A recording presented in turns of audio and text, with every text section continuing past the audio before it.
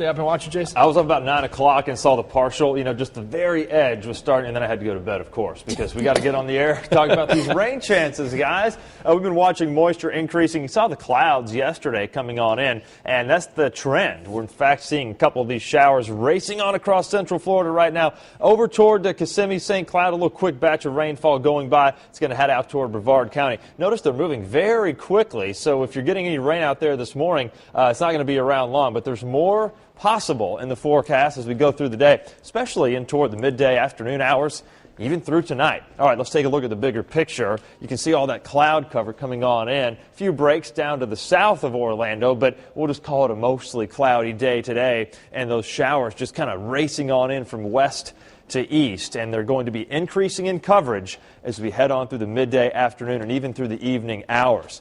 Meanwhile, temperatures underneath the clouds have warmed up a little bit. We're getting more of a wind off the ocean, too, so that's helping to moderate the temperatures that we had. We're in the upper 50s and low 60s right now. Afternoon highs generally in the mid-70s, close to average. With the clouds around, it's going to be kind of a dreary day. You want to keep the umbrella handy for sure. Showers be developing. Here's our warm front lifting northward, and anytime you have a warm front lifting on out, you're going to have a little wind shear along that front. So over at the coast, maybe can't rule out maybe a funnel cloud or two, but this is not going to be a severe weather threat today on a widespread basis. Now, showers going to be around through about midnight, and then as we get into the afternoon, tomorrow we're going to be very warm with an isolated thunderstorm popping on up, but much drier, I think, overall on Friday than what we're going to be dealing with today. There's your 7-day forecast. Look at those mid-80s back on Friday, even into Saturday. And then slightly cooler now as we head into Sunday and Monday. I'll have more on that forecast coming up.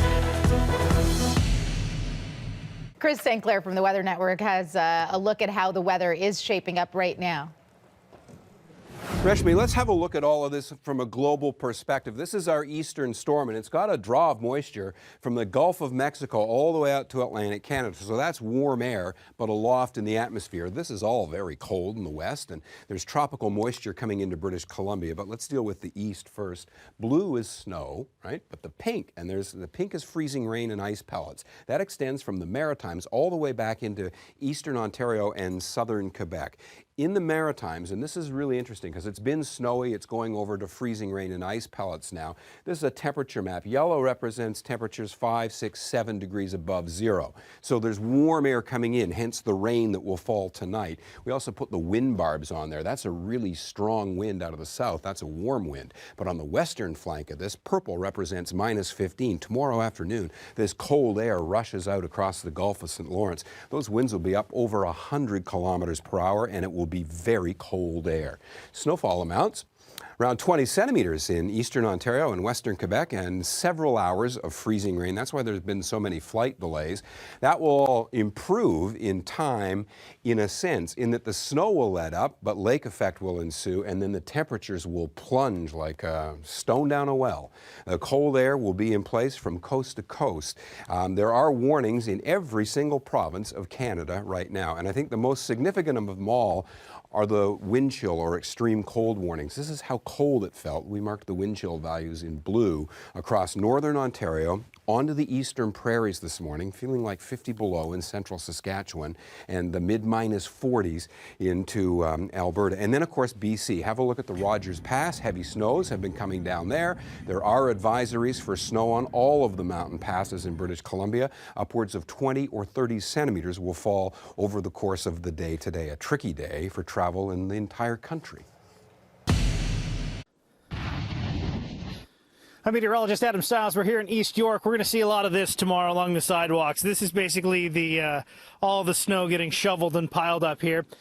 And then you're going to get the snow plows that come through, and they're going to add to it. And these are going to stick around for a couple of days, at least, well, probably a couple of weeks with the amount of snow that's here, because we've got some cold temperatures there. They still got to move all this snow off of the roadways. It looks like these folks back here are the ones that have been cleaning it off, and they've been doing a magnificent job. This area of low pressure, typically you would hear the word Alberta Clipper, you'd brush it off. 2 to 5 centimeters. Those systems usually move right through. They don't have a lot of moisture associated with it, and they just zip right on by. This one was different, but why was this one different? Well, it dipped a little further to the south. Let's break it down here for you. when by dipping to the south, what it ended up doing was grabbing a bit of Gulf moisture that fed into this storm system.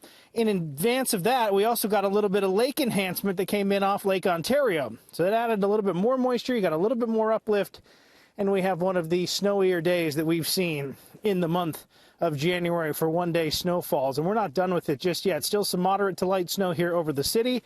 But take a look at, let me see if I can grab the map here and move it.